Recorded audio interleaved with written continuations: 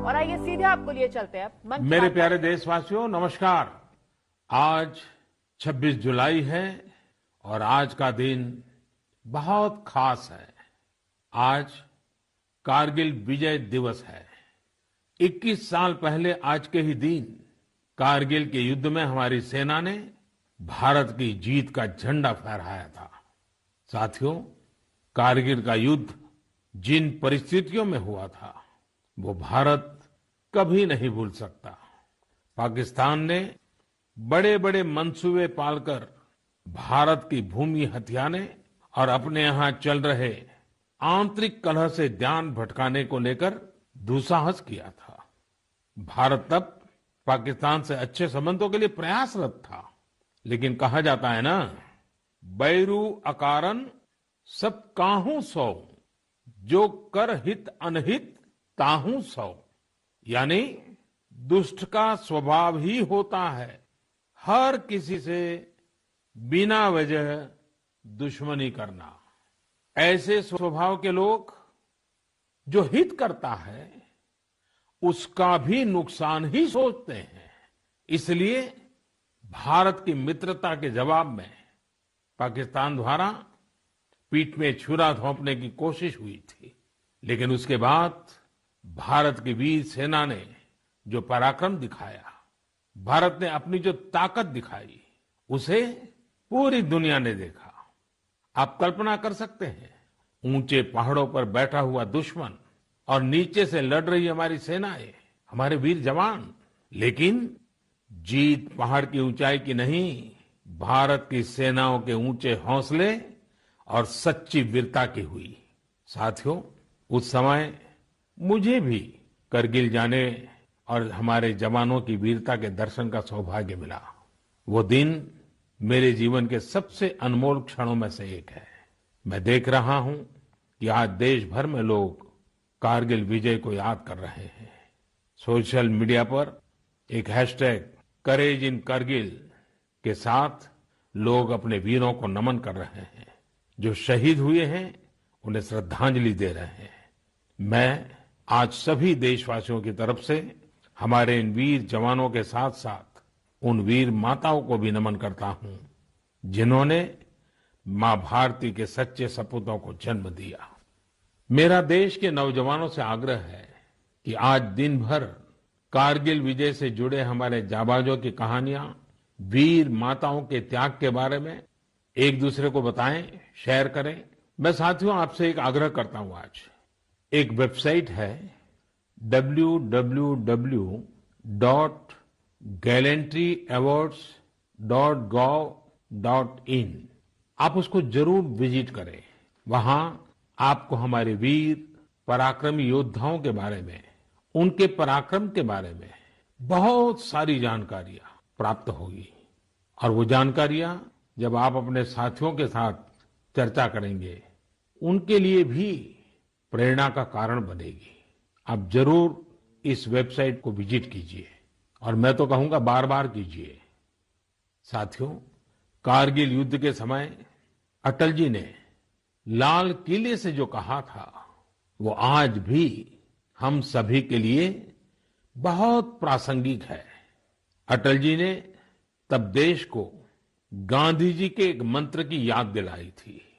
महात्मा गांधी का मंत्र था कि यदि किसी को कभी कोई दुविधा हो कि उसे क्या करना क्या न करना, तो उसे भारत के सबसे गरीब और असहाय व्यक्ति के बारे में सोचना चाहिए। उसे ये सोचना चाहिए कि जो वो करने जा रहा है उससे उस व्यक्ति की भलाई होगी या नहीं होगी।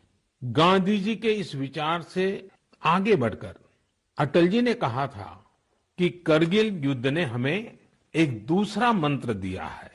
ये मंत्र था, कोई महत्वपूर्ण निर्णय लेने से पहले हम ये सोचें कि क्या हमारा ये कदम उस सैनिक के सम्मान के अनुरूप है जिसने उन दुर्गम पहाड़ियों में अपने प्राणों की आहुति दी थी। आइए अटल जी की आवाज में ही उनकी इस भावना को हम सुने, समझे और समय की मांग है कि उसे स्वीकार करें। हम सभी को याद है कि गांधी जी ने हमें एक मंत्र दिया था। उन्होंने कहा था कि यदि कोई दुविधा हो कि तुम्हें क्या करना है, तो तुम भारत के उस सबसे असहाय व्यक्ति के बारे में सोचो और स्वयं से पूछो कि क्या तुम जो करने जा रहे हो उससे उस व्यक्ति की भलाई होगी। कारगिल ने हमें दूसरा मंत्र दिया है, कोई महत्वपूर्ण निर्णय लेने से पहले हम ये सोचें कि क्या हमारा ये कदम उस सैनिक के सम्मान के अनुरूप है जिसने उन दुर्गम पहाड़ियों में अपने प्राणों की आहुति दी थी। साथियों, युद्ध की परिस्थिति में हम जो बात कहते हैं, करते हैं, उसका सीमा पर डटे सैनिक के मनोबल पर, उसके परिवार के मनोबल पर बहुत गहरा असर पड़ता है। ये बात हमें कभी भूलनी नहीं चाहिए और इसलिए हमारा आचार, हमारा व्यवहार, हमारी वाणी, हमारे बयान, हमारी मर्यादा, हमारे लक्ष्य, सभी कसौटी में ये जरूर रहना चाहिए कि हम जो कर रहे हैं, कह रहे हैं, उससे सैनिकों का मनोबल बढ़े, उनका सम्मान बढ़े, राष्ट्र सर्वोपरि का मंत्र लिए एकता के सूत्र में बंधे देशवासी हमारे सैनिकों की ताकत को कई हजार गुना बढ़ा देते हैं। हमारे यहां तो कहा गया है ना, संगे शक्ति कलो युगे।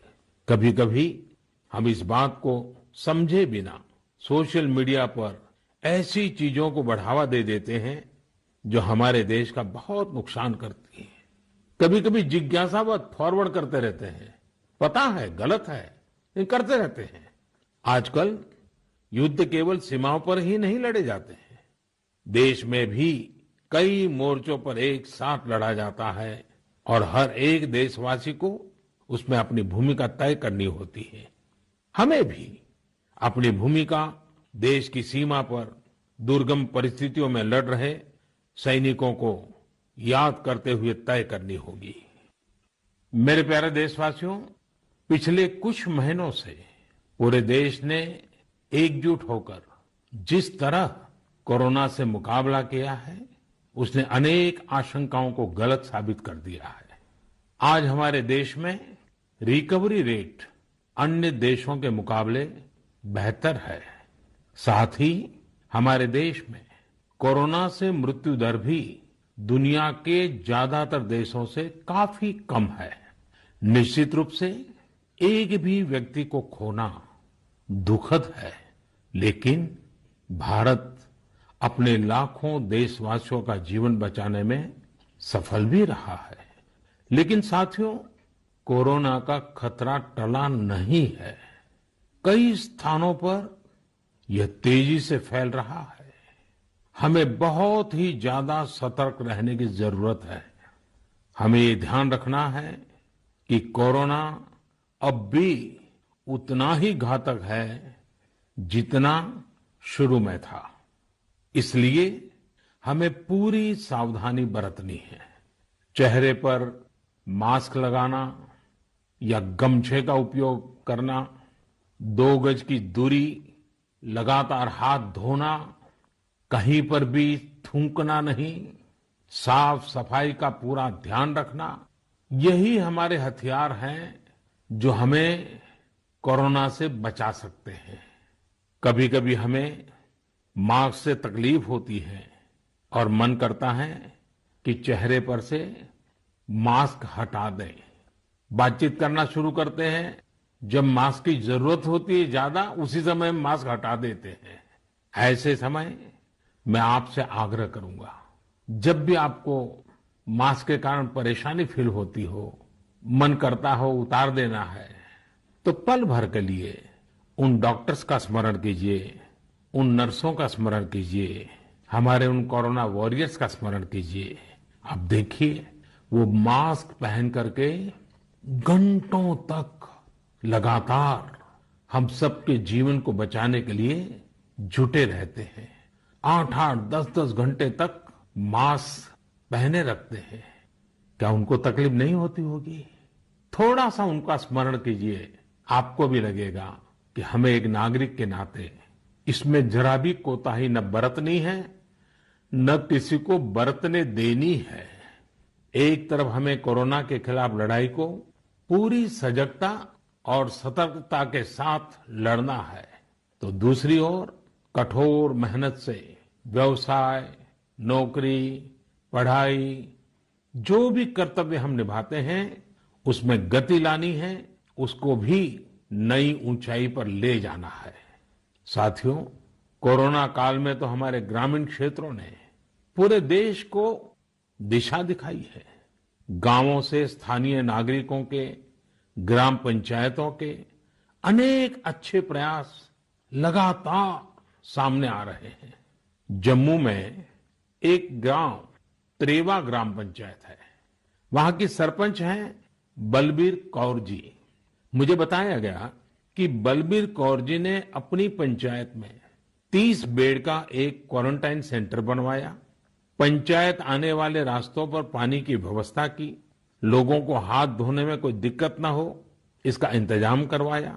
इतना ही नहीं, ये बलबीर कौर जी खुद अपने कंधे पर स्प्रे पंप टांग कर वॉलंटियर्स के साथ मिलकर पूरी पंचायत में, आसपास के क्षेत्र में सैनिटाइजेशन का काम भी करती हैं।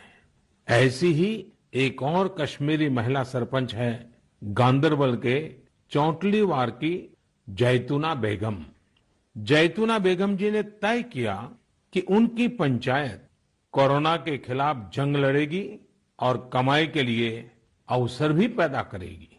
उन्होंने पूरे इलाके में फ्री मास्क बांटे, फ्री राशन बांटा, साथ ही उन्होंने लोगों को फसलों के बीज और सेब के पौधे भी दिए ताकि लोगों को खेती में, बागवानी में दिक्कत ना आए। साथियों, कश्मीर से एक और प्रेरक घटना है। यहां अनंतनाग में म्युनिसिपल प्रेसिडेंट है श्रीमान मोहम्मद इकबाल। उन्हें अपने इलाके में सैनिटाइजेशन के लिए स्प्रेयर की जरूरत थी। उन्होंने जानकारी जुटाई तो पता चला कि मशीन दूसरे शहर से लानी पड़ेगी और कीमत भी होगी 6 लाख रुपए। तो श्रीमान इकबाल जी ने खुद ही प्रयास करके अपने आप स्प्रेयर मशीन बना ली और वो भी केवल 50,000 रुपए में। ऐसे कितने ही और उदाहरण हैं। पूरे देश में कोने कोने में ऐसी कई प्रेरक घटनाएं रोज सामने आती हैं। ये सभी अभिनंदन के अधिकारी हैं। चुनौती आई, लेकिन लोगों ने उतनी ही ताकत से उसका सामना भी किया। मेरे प्यारे देशवासियों, सही अप्रोच से, सकारात्मक अप्रोच से हमेशा आपदा को अवसर में, विपत्ति को विकास में बदलने में बहुत मदद मिलती है। अभी हम कोरोना के समय भी देख रहे हैं कि कैसे हमारे देश के युवाओं, महिलाओं ने अपने टैलेंट और स्किल के दम पर कुछ नए प्रयोग शुरू किए हैं। बिहार में कई वुमेन सेल्फ हेल्प ग्रुप्स ने मधुबनी पेंटिंग वाले मास्क बनाना शुरू किया है और देखते ही देखते ये खूब पॉपुलर हो गए। ये मधुबनी मास्क एक तरह से अपनी परंपरा का प्रचार तो करते ही हैं, लोगों को स्वास्थ्य के साथ रोजगारी भी दे रहे हैं। आप जानते ही हैं, नॉर्थ ईस्ट में बैम्बू यानी बांस कितनी बड़ी मात्रा में होता है। अब इसी बांस से त्रिपुरा, मणिपुर, असम के कारीगरों ने हाई क्वालिटी की पानी की बोतल और टिफिन बॉक्स बनाना शुरू किया है बाम्बू से। आप अगर इनकी क्वालिटी देखेंगे तो भरोसा नहीं होगा कि बांस की बोतलें भी इतनी शानदार हो सकती हैं। और फिर ये बोतलें इको फ्रेंडली भी हैं। इन्हें जब बनाते हैं तो बांस को पहले नीम और दूसरे औषधीय पौधों के साथ उबाला जाता है। इससे इनमें औषधीय गुण भी आते हैं। छोटे छोटे स्थानीय प्रोडक्ट से कैसे बड़ी सफलता मिलती है, इसका एक उदाहरण झारखंड से भी मिलता है। झारखंड के बिशुनपुर में इन दिनों 30 से ज्यादा समूह मिलकर के लेमन ग्रास की खेती कर रहे हैं। लेमन ग्रास 4 महीनों में तैयार हो जाती है और उसका तेल बाजार में अच्छे दामों में बिकता है। इसकी आजकल काफी मांग भी है। मैं देश के 2 इलाकों के बारे में भी बात करना चाहता हूं। दोनों ही एक दूसरे से सैकड़ों किलोमीटर दूर है और अपने अपने तरीके से भारत को आत्मनिर्भर बनाने के लिए कुछ हटकर के काम कर रहे हैं। एक है लद्दाख और दूसरा है कच्छ। लेह और लद्दाख का नाम सामने आते ही खूबसूरत वादियां और ऊंचे ऊंचे पहाड़ों के दृश्य हमारे सामने आ जाते हैं। ताजी हवा के झोंके महसूस होने लगते हैं। वहीं कच्छ का जिक्र होते ही रेगिस्तान, दूर दूर तक रेगिस्तान, कहीं पेड़ पौधा भी नजर ना आए, ये सब हमारे सामने आ जाता है। लद्दाख में एक विशिष्ट फल होता है जिसका नाम चूली या एप्रिकॉट यानी खुबानी है। ये फसल इस क्षेत्र की इकोनॉमी को बदलने की क्षमता रखती है, परंतु अफसोस की बात यह है कि सप्लाई चेन, मौसम की मार जैसी अनेक चुनौतियों से ये जूझता रहता है। इसकी कम से कम बर्बादी हो, इसके लिए आजकल एक नए इनोवेशन का इस्तेमाल शुरू हुआ है। एक ड्यूअल सिस्टम है जिसका नाम है solar apricot dryer and space heater. ये खुबानी और दूसरे अन्य फलों एवं सब्जियों को जरूरत के अनुसार सुखा सकता है, और वो भी हाइजीनिक तरीके से। पहले जब खुबानी को खेतों के पास सुखाते थे तो इससे बर्बादी तो होती ही थी, साथ ही धूल और बारिश के पानी की वजह से फलों की क्वालिटी भी प्रभावित होती थी। दूसरी ओर आजकल कच्छ में किसान ड्रैगन फ्रूट्स की खेती के लिए सराहनीय प्रयास कर रहे हैं।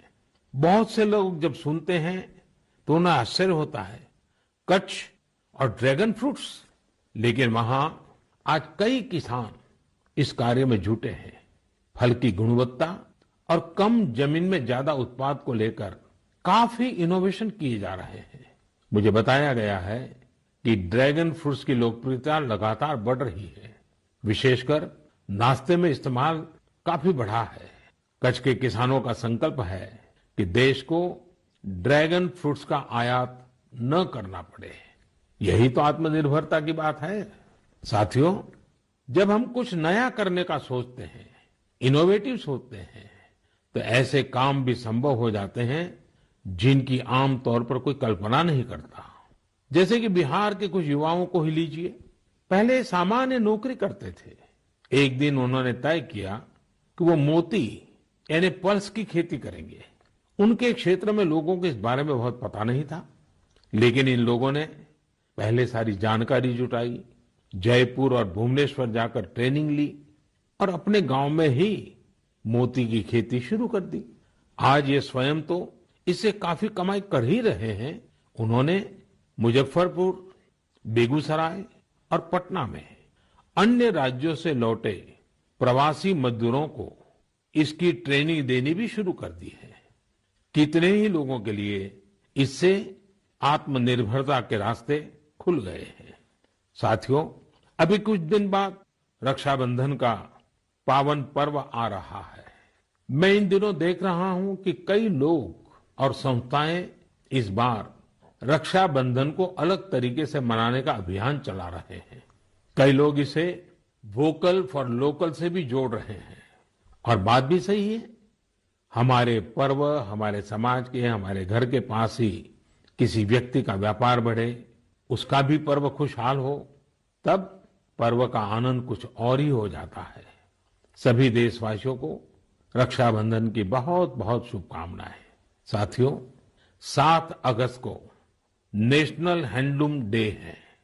भारत का हैंडलूम, हमारा हैंडीक्राफ्ट अपने आप में सैकड़ों वर्षों का गौरवमय इतिहास समेटे हुए है।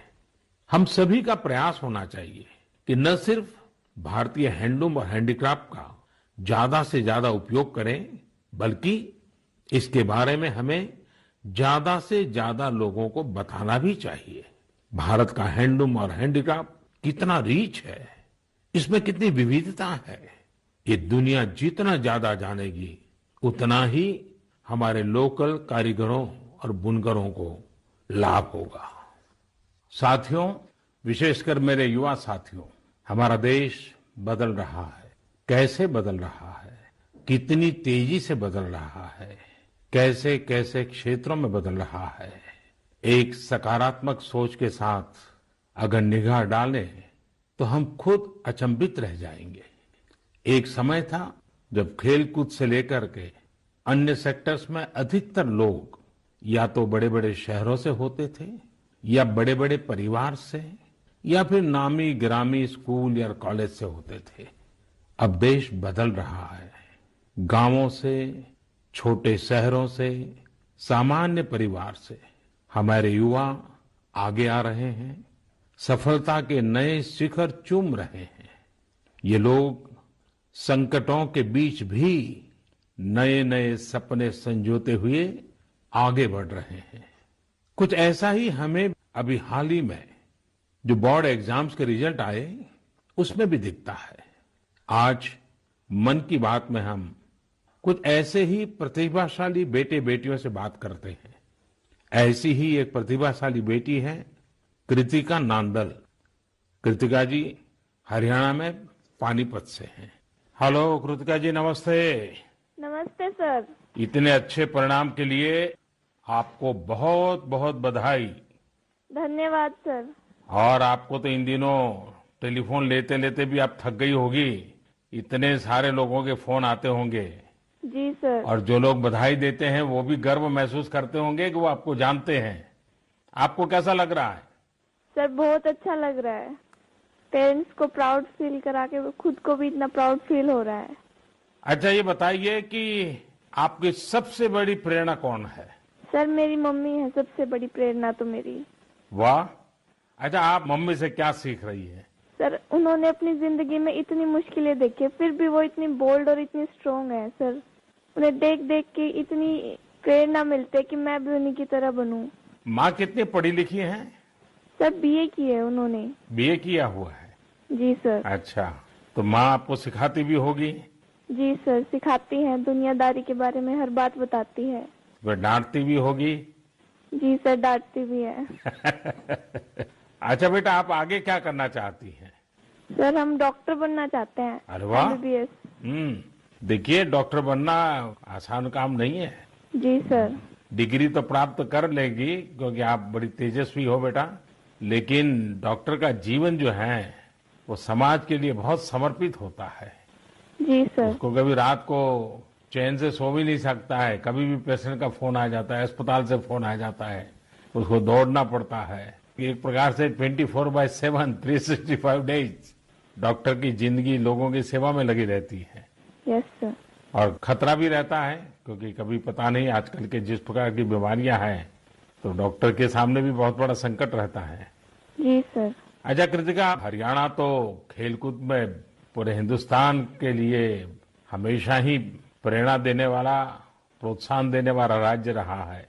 हाँ जी सर। तो आप भी तो कोई खेलकूद में भाग लेती हैं क्या? कुछ खेलकूद पसंद है क्या आपको? सर बास्केटबॉल खेलते थे स्कूल में थे जब। अच्छा, आपकी ऊंचाई कितनी है? ज्यादा है ऊंचाई? नहीं सर 5'2" की है। अच्छा, तो फिर तुम्हारे खेल में पसंद करते हैं?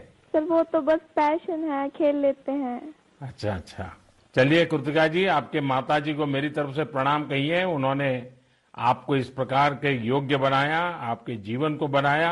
आपकी माता जी को प्रणाम और आपको बहुत बहुत बधाई, बहुत बहुत शुभकामनाएं। धन्यवाद सर। आइए अब हम चलते हैं केरला, एर्नाकुलम। केरला के नौजवान से बात करेंगे। हेलो। हेलो सर, नमस्कार। Show Vinayak, congratulations. Thank you sir. शाबाश विनायक, शाबाश। Thank So you how is the Josh? Hi sir. Do you play any sport? Badminton. Badminton? Yes. In a school or you had any chance to take a training? No, in school we have already get some training Mm-hmm. from our teachers. Ah, So thus, and we get opportunity to participate outside wow. from the school itself. How many states you have visited? I have visited only Kerala and Tamil Nadu. Only Kerala and Tamil Nadu. Yes. So would you like to visit Delhi? Yes sir, now I am applying Delhi University for my higher studies. Wow. So you are coming to Delhi. Yes sir. Hmm. Tell me, do you have any message for fellow students who will give board exams in future? Hard work and proper time utilization. Such a perfect time management. Yes sir. So Vinayak, I would like to know your hobbies. First of all, badminton, Mm-hmm. and then reading. Mm-hmm. So are you active on social media? No, we are not allowed to use any electronic items or gadgets in the school. So you are lucky. Yes, sir. Well, Vinayak, congratulations again and wish you all the best. Thank you, sir. आइए हम उत्तर प्रदेश चलते हैं। उत्तर प्रदेश में अमरोहा के श्रीमान उस्मान सैफी से बात करेंगे। हेलो उस्मान, बहुत बहुत बधाई, आपको ढेरों ढेरों बधाई। Thank you sir. अच्छा, अब उस्मान बताइए कि आपने जो चाहा था वही रिजल्ट मिला कि कुछ कम आया? नहीं, जो चाहा था वही मिला है। मेरे पेरेंट्स भी बहुत खुश हैं। वाह। अच्छा, परिवार में और भाई भी बहुत इतने ही तेजस्वी हैं कि घर में आप ही हैं जो इतने तेजस्वी हैं? सिर्फ मैं ही हूँ। मेरा भाई वो थोड़ा सा शरारती है। बाकी मुझे लेकर बहुत खुश रहता है। अच्छा अच्छा। अच्छा, आप जब पढ़ रहे थे तो उस्मान आपका पसंदीदा विषय क्या था? मैथमेटिक्स। अरे वाह। तो मैथमेटिक्स में क्या रुचि रहती थी, कैसे हुआ, किस टीचर ने आपको प्रेरित किया? जी, हमारे एक सब्जेक्ट टीचर रजत सर, उन्होंने मुझे प्रेरणा दी और वो बहुत अच्छा पढ़ाते हैं और मैथमेटिक्स शुरू से ही मेरा अच्छा रहा है और वो काफी इंटरेस्टिंग सब्जेक्ट भी है। तो जितना ज्यादा करते हैं उतना ज्यादा इंटरेस्ट आता है, तो इसलिए मेरा फेवरेट सब्जेक्ट। आपको मालूम है एक ऑनलाइन वैदिक मैथमेटिक्स के क्लासेस चलते हैं? Yes sir. हाँ, कभी ट्राई किया है इसका? नहीं सर, अभी नहीं किया। आप देखिए, बहुत सारे आपके दोस्तों को लगेगा जैसे आप जादूगर है, क्योंकि कंप्यूटर की स्पीड से आप गिनती कर सकते हैं। वैदिक मैथमेटिक्स की बहुत सरल टेक्निक्स हैं और आजकल वो ऑनलाइन पर भी अवेलेबल होते हैं। जी सर। क्योंकि आपके मैथमेटिक्स में इंटरेस्ट है तो बहुत सी नई नई चीजें भी आप दे सकते हैं। जी सर। अच्छा उस्मान, आप खाली समय में क्या करते हैं? खाली समय में सर कुछ न कुछ लिखता रहता हूँ मैं। मुझे लिखने में बहुत इंटरेस्ट आता है। अरे वाह, मतलब आप मैथमेटिक्स में रुचि लेते हैं, लिटरेचर में भी रुचि लेते हैं? Yes sir. क्या लिखते हैं? कविताएं लिखते हैं, शायरियां लिखते हैं? कुछ भी करंट अफेयर से रिलेटेड कोई भी टॉपिक हो उस पर लिखता रहता हूँ। नई नई जानकारियां मिलती रहती हैं, जैसे जीएसटी चला था और हमारा नोटबंदी, सब चीज। अरे वाह। कॉलेज की पढ़ाई करने के लिए आगे का क्या प्लान बना रहे हैं? सर, मेरा जी मेंस का फर्स्ट अटेम्प्ट क्लियर हो चुका है और अब मैं सितंबर के लिए सेकंड अटेम्प्ट में अब बैठूंगा। मेरा मेन एम है कि मैं पहले आईआईटी से बैचलर डिग्री लूं और उसके बाद सिविल सर्विसेज में जाऊं और एक आईएएस बनूं। अरे वाह। अच्छा, आप टेक्नोलॉजी में भी रुचि लेते हैं? यस सर, इसलिए मैंने आईटी ऑप्ट किया है। फर्स्ट टाइम बैच था आईटी का। अच्छा, चलिए उस्मान, मेरी तरफ से बहुत शुभकामनाएं हैं। और आपका भाई शरारती है तो आपका समय भी अच्छा जाता होगा। और आपके माताजी पिताजी को भी मेरी तरफ से प्रणाम कहिए, उन्होंने आपको इस प्रकार से अवसर दिया, आपका हौसला बुलंद किया। और ये मुझे अच्छा लगा कि आप पढ़ाई के साथ साथ करंट इश्यूज पर अध्ययन भी करते हैं और लिखते भी हैं। देखिए, लिखने का फायदा ये होता है कि आपके विचार में शार्पनेस आती है। बहुत बहुत अच्छा फायदा होता है लिखने से। तो बहुत बहुत बधाई मेरी तरफ से। Thank you sir. आइए चलिए फिर एकदम से नीचे साउथ में चले जाते हैं, तमिलनाडु। नामक्कल से बेटी कनिका से बात करेंगे और कनिका की बात तो बहुत ही इंस्पिरेशनल है। कनिका जी, वणक्कम। वणक्कम sir. How are you? Fine sir. First of all, I would like to congratulate you for your great success. Thank you sir. When I hear of Namakkal, I think of the Anjaneya temple. Yes sir. Now I will also remember my interaction with you. Yes sir. So, congratulations again. Thank you sir. You would have worked very hard for exams. How was your experience while preparing? I was working hard from the start, so I didn't expect this result, but I have written well, so I will get a good result. What were your expectation? 485 or 486, like that I thought, sir. And now? 490. So, what is the reaction of your family members and your teachers? So proud, sir. Which was your favorite subject? Mathematics. Oh, and what are your future plans? I am going to become a doctor, if possible, in AFMC, sir. And your family members are also in a medical profession or somewhere else? Oh, sir, my father is a driver, but my sister is studying MBBS, sir. Arre wow. So first of all, I will do the pranam to your father, who is taking lot of care of your sister and yourself. It's a great service he is doing. Yes, sir. And say inspiration for all. Yes, sir. So my congratulations to you, your sister and your father and your family. Thank you sir. साथियों, ऐसे और भी कितने युवा दोस्त हैं कठिन परिस्थितियों में भी जिनके हौसले की, जिनकी सफलता की कहानियां हमें प्रेरित करती हैं। मेरा मन था कि ज्यादा से ज्यादा युवा साथियों से बात करने का मौका मिले, लेकिन समय की भी कुछ मर्यादाएं रहती हैं। मैं सभी युवा साथियों को यह आग्रह करूंगा कि वो अपनी कहानी, अपनी वाणी जो देश को प्रेरित कर सके, वो हम सबके साथ जरूर साझा करें। मेरे प्यारे देशवासियों, 7 समंदर पार भारत से हजारों मील दूर एक छोटा सा देश है जिसका नाम है सूरीनाम। भारत के सूरीनाम के साथ बहुत ही करीबी संबंध है। 100 साल से भी ज्यादा समय पहले भारत से लोग वहां गए और उसे ही अपना घर बना लिया। आज चौथी, 5वीं पीढ़ी वहां पर है। आज सूरीनाम में 1/4 से अधिक लोग भारतीय मूल के हैं। क्या आप जानते हैं, वहां की आम भाषाओं में से एक सरनामी भी भोजपुरी की ही एक बोली है। इन सांस्कृतिक संबंधों को लेकर हम भारतीय काफी गर्व महसूस करते हैं। हाल ही में श्री चंद्रिका प्रसाद संतोखी सूरीनाम के नए राष्ट्रपति बने हैं। वे भारत के मित्र हैं और उन्होंने साल 2018 में आयोजित person of Indian origin PIO parliamentary conference में भी हिस्सा लिया था। श्री चंद्रिका प्रसाद संतोखी जी ने शपथ की शुरुआत वेद मंत्रों के साथ की। वे संस्कृत में बोले। उन्होंने वेदों का उल्लेख किया और ओम शांति शांति शांति के साथ अपनी शपथ पूर्ण करी। अपने हाथ में वेद लेकर वे बोले, मैं चंद्रिका प्रसाद संतोखी। और आगे उन्होंने शपथ में क्या कहा, उन्होंने वेद का ही एक मंत्र का उच्चारण किया। उन्होंने कहा, ओम अग्ने व्रतपते व्रतम चरिष्यामि तच्छकेयम तन्मे रद्यताम इदमहम नुतात सत्यमुपैमि।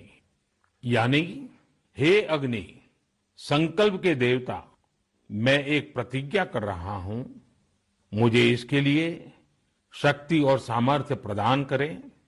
मुझे असत्य से दूर रहने और सत्य की ओर जाने का आशीर्वाद प्रदान करें। सच में यह हम सभी के लिए गौरवान्वित होने वाली बात है। मैं श्री चंद्रिका प्रसाद संतोखी को बधाई देता हूं और अपने राष्ट्र की सेवा करने के लिए 130 करोड़ भारतीयों की ओर से उन्हें शुभकामनाएं देता हूं। मेरे प्यारे देशवासियों, इस समय बारिश का मौसम भी है। पिछली बार भी मैंने आपसे कहा था कि बरसात में गंदगी और उनसे होने वाली बीमारियों का खतरा बढ़ जाता है। अस्पतालों में भीड़ भी बढ़ जाती है। इसलिए आप साफ सफाई पर बहुत ज्यादा ध्यान दें। इम्यूनिटी बढ़ाने वाली चीजें, आयुर्वेदिक काढ़ा वगैरह लेते रहें। कोरोना संक्रमण के समय में हम अन्य बीमारियों से दूर रहें। हमें अस्पताल के चक्कर न लगाने पड़े, इसका पूरा ख्याल रखना होगा।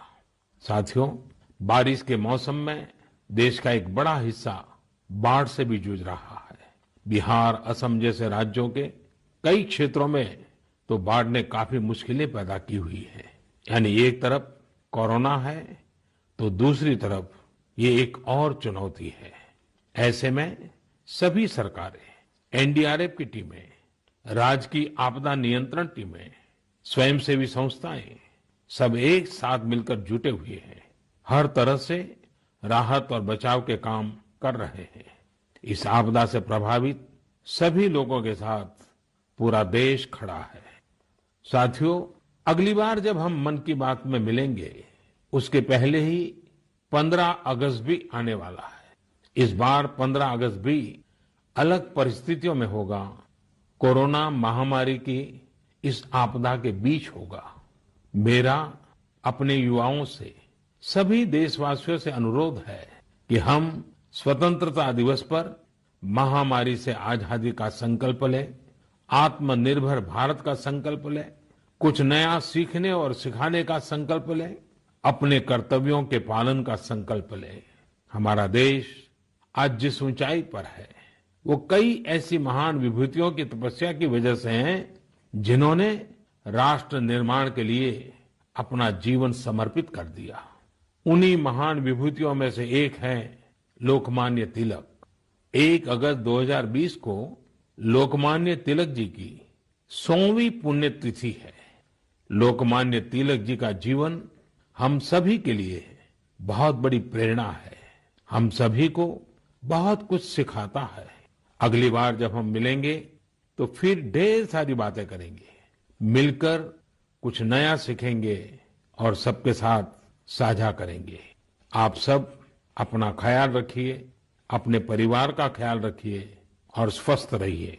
सभी देशवासियों को आने वाले सभी पर्वों की बहुत बहुत शुभकामनाएं। बहुत बहुत धन्यवाद।